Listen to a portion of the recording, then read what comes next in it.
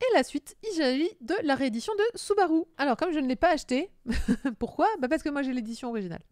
Originale, non, j'ai la première édition qui était sortie donc chez Delcourt il y a fort longtemps. Voilà, donc ça c'est l'édition Delcourt. Et nous avons la réédition de Naban, donc qui vaut 13 € parce que ce sont des tomes doubles. Du coup, il y en avait 11, je suppose qu'il va y en avoir entre 6, 6, du coup, entre 5 et 6 pour l'édition Naban. Donc ça va être j'ai mis 6, mais j'ai pas pu vérifier. Donc ça va être une série qui est relativement rapide. Elle est sortie le 29 août. Je m'excuse, je la chronique maintenant, puisque comme je vous ai expliqué, j'ai eu des défections sur ce que je devais chroniquer. Et c'est vrai que je n'ai pas reparlé de Subaru, alors que j'ai vendu Subaru en mon âme et conscience pendant des années quand c'était sorti, tellement j'ai été impressionnée par ce titre. Enfin, je crois que j'en ai fait des articles dans les magazines, j'en ai vraiment parlé de tout partout. La première édition, elle date de 2006. Donc de mars 2005, pardon. Donc vraiment gros. Et c'était déjà adaptation Bruno Femme. Ah bah ça c'est marrant. C'était l'actuel responsable d'Akata qui avait fait l'adaptation. Très très drôle. Donc excusez-moi. Ah bah non mais attends, j'ai dit Delcourt. Ah bah oui, c'est déjà Akata à l'époque, c'est pour ça. C'est déjà l'édition Akata. Subaru. Il n'y avait pas un manga Mercedes. Non, c'est le prénom de la jeune fille. Donc, quand j'ai dit que j'allais partir sur un truc plus léger, mais c'est pas du tout léger Subaru du coup. Subaru, en fait, c'est une jeune fille qui a un frère, je sais plus s'il est jumeau, mais en tout cas, il y a son frère qui est quasiment aussi jeune qu'elle, si c'est pas son frère jumeau. Et malheureusement, il a une leucémie. Il est donc tout le temps à l'hôpital. Et donc, Subaru n'a connu une enfance que d'hôpital, d'aller-retour, où ses parents étaient complètement accaparés par son frère. Et en fait, elle avait l'habitude d'aller voir son frère, et son frère était très faible dans le lit d'hôpital, il pouvait pas bouger. Et donc, du coup, ce qu'elle faisait du haut de ses 4, 5, 6 ans, c'est qu'elle dansait. Elle dansait, mais j'ai envie de dire, à s'en écorcher les pieds. Elle dansait comme elle pouvait pour exprimer en fait tout ce qu'elle voulait exprimer. Elle voulait exprimer une histoire, un personnage, une émotion, et en fait tout passait par la danse. Malheureusement, son frère est mort, et il est mort dans des circonstances où en fait, à un moment, elle a un peu craqué avec ses parents en disant mais en fait, je préférais qu'il soit mort parce que j'en peux plus que vous vous occupiez pas de moi, j'en peux plus de cette situation. Et c'est un moment de désespoir, c'est un moment où en fait, ces mots ont un peu dépassé sa pensée. C'était l'expression d'une petite fille qui craquait. Seulement voilà, son frère a entendu, et puis peu de temps après, son frère est décédé. Et donc du coup, elle s'en est archi voulu. Et ça l'a traumatisée. Vraiment, c'est un épisode de sa vie. Enfin, c'est comme ça que le personnage Subaru se construit. Et donc, du coup, elle décide de se lancer à corps perdu dans la danse. En fait, elle tombe sur quelqu'un on la voit un peu plus grande, beaucoup plus grande. Et donc, elle décide de se lancer dans la danse classique. Et elle sait rien de la danse classique. Vraiment, elle sait rien de rien. Elle a juste l'énergie pour elle. Et avec un dessin incroyable que vraiment je trouve super. En fait, la personne qui lui a appris la danse, c'est une ancienne retraitée qui, je crois, bossait dans un cabaret, un truc comme ça. Donc, elle n'a pas les codes. Au début, elle n'a pas les codes. Elle n'a pas ce qu'il faut pour faire de la danse classique. Résumé, Be Careful What I Wish For. Ouais, c'est exactement ça. Elle a pas, mais elle a l'énergie du désespoir, et donc du coup, elle va quand même se faire repérer, elle va quand même rentrer dans de la danse classique, et en fait, c'est toute son ascension sur la danse. C'est un titre qui, pardon, je reste flou sur les détails, parce que honnêtement, j'ai retrouvé le tome 2, mais pas le tome 1. Donc du coup, je me base entièrement sur mes souvenirs de 2005. Donc désolé si les petits détails sont pas les bons, mais le reste, le fond est ok. Elle va se lancer à corps perdu dans la danse, et en fait, ce qui fait la force de ce titre, c'est son dessin. C'est-à-dire, alors c'est l'auteur de Capeta, Soda Matsuhito. C'est un auteur qui, littéralement, tu lis la passion, tu lis à quel point les gens sont tendus dans son dessin. Il a un dessin qui exprime la force de conviction d'une manière extraordinaire. Et en fait, d'ailleurs, on le voit souvent je l'ai vu beaucoup faire des titres de sport, en fait, finalement, parce que c'est là où il excelle le plus. Et Subaru, c'est impressionnant. Le dessin, vraiment, tu lis, c'est plus une histoire que tu lis, tu lis une âme qui est en train de hurler à travers les pages. C'est impressionnant. Pour moi, ça a toujours été, ça fait partie des très grandes pépites du manga japonais.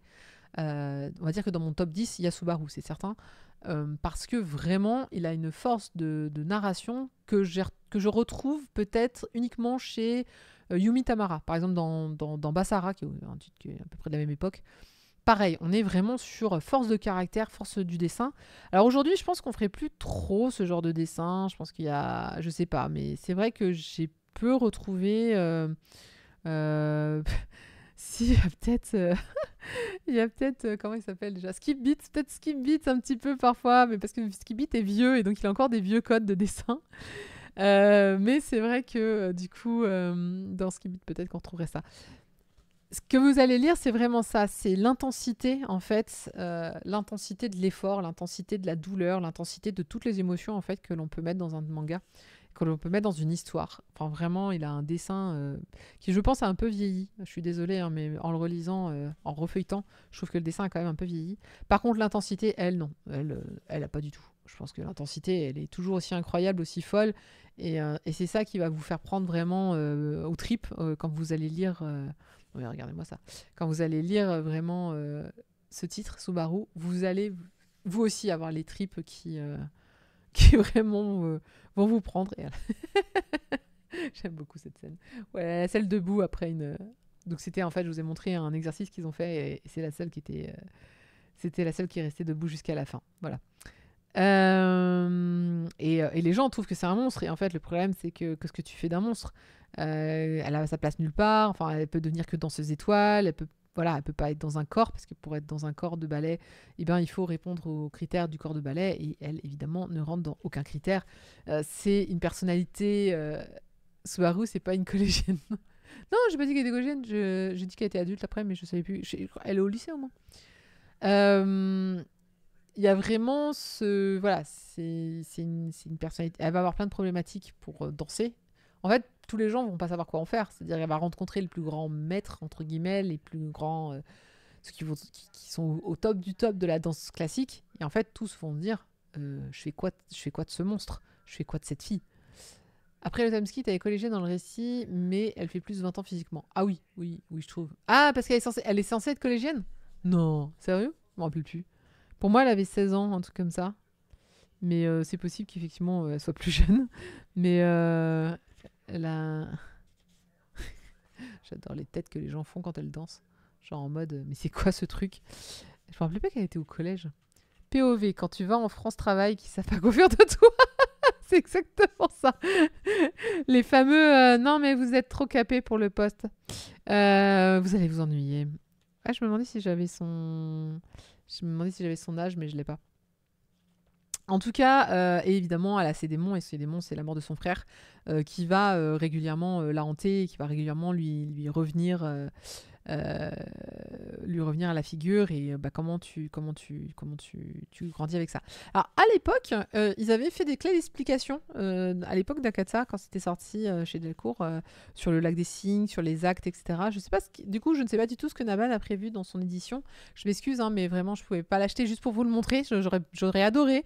Et Naban, c'est un petit éditeur, donc c'est vrai que j'aurais pas demandé non plus. Je pourrais l'avoir, sachant qu'en plus je l'ai déjà eu et tout. Enfin, si encore je faisais la série, je leur aurais demandé le tome 1 et puis j'aurais acheté le tome 2, 3, 4, 5, 6 sans aucun problème. Mais là, c'est vrai que du coup, à 13 € le tome, je me suis abstenue. Donc, je vous invite vraiment à aller dans les librairies, le feuilleter, regarder.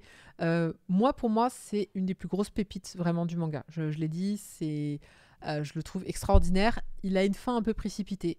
C'est mon seul regret, c'est que c'est un titre qui est très court. Il ne fait que 11 tomes. Il aurait mérité tellement plus. Il aurait mérité vraiment, vraiment beaucoup plus. Et c'est vrai que j'ai pas kiffé la fin, mais c'est le seul bémol que je lui mets parce que c'est une aventure tellement incroyable de lire ce titre que fair enough, ça me va. J'accepte le petit défaut que la fin n'est pas à mon goût, mais ça vaut largement tout le reste. Oui, c'est un tome double. Ah, on dit qu'elle est au collège, je sais pas quel âge exactement. Ah, ouais, c'est possible, mais c'est vrai qu'elle fait pas du tout collégienne, hein. Elle fait clairement lycéenne. Surtout, le fait qu'elle a été élevée, éduquée par la petite vieille là, qui, en fait, c'est un cabaret. Enfin, moi, je le pense cabaret. J'étais en train de regarder parce que du coup... Ah oui, oui, oui, c'est ça. Prenez le temps d'y réfléchir sérieusement, y compris le lycée dans lequel vous aimeriez entrer. C'est à propos de votre avenir. Donc du coup, elle doit être en troisième. Bon, troisième, tu peux être grand en troisième, hein, mais c'est vrai que pour le coup, je l'imaginais beaucoup plus vieille. Bon, c'est... il y a des planches. Mais des planches, sérieusement. Incroyable. Salut Arceus. En tout cas, donc, c'est sorti le 29 août. Le prochain tome, ce sera le 23 janvier. Il y a quand même un très grand écart. C'est pas grave si j'en parle que maintenant. On n'a pas beaucoup de séries sur la danse, mais aucune n'arrive à la cheville de Subaru, je trouve. Alors si, quand j'étais au lycée, moi, je lisais un manga qui s'appelait Swan. Il a jamais été paru en français. Alors je pense qu'aujourd'hui, il est beaucoup trop daté, parce que déjà Swan datait des années 70, je crois, à l'époque. Donc autant vous dire qu'aujourd'hui, voilà, il a plus de 50 ans. C'est un peu compliqué. Mais à part Swan, franchement, pour moi, Subaru, c'est la référence du manga de danse. Voilà. Si vous connaissez des gens qui sont passionnés de danse, je pense que ce manga va leur parler. Ça parle de quelqu'un qui est habité par la danse et c'est vraiment incroyable. J'avais vu une image sur un site d'occasion, ils vendaient le manga Basara très cher. Ah oui, Basara, ça vaut très très cher. Alors moi, il faut savoir que les Subaru, je les ai en double. En fait, je vous montre celui-là depuis tout à l'heure, c'est mon double. J'ai 2 fois la série. Il faudrait que je la revende d'ailleurs. Mais j'ai jamais pris le temps de les revendre. Voilà, ça fait donc 10 ans que je les ai. 20 ans. On a dit 2005, hein, c'est ça? Ça fait donc 20 ans que je dois les vendre et que je les ai pas vendus. Voilà, voilà. Maintenant, je vais pouvoir les vendre parce que maintenant qu'il y a une réédition, les prix ont dû baisser parce que c'est ça, c'est le problème, c'est qu'à mon avis, les prix avaient flambé et j'aime pas trop vendre si cher que ça. Donc voilà, s'il y a des gens qui voudront l'édition, la première édition, eh ben, je vais la vendre. Il faut que je les retrouve. Ils sont dans mes cartons de trucs à vendre.